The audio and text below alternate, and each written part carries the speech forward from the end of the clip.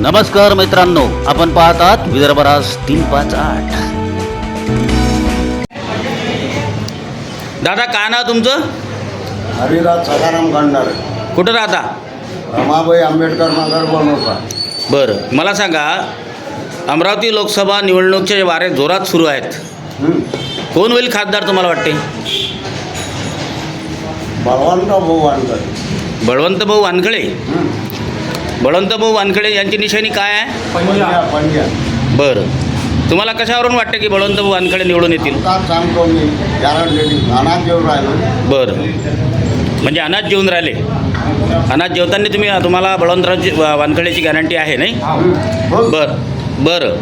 आनंदराज आंबेडकरसुद्धा बाबासाहेबांचे नातू उभे आहेत.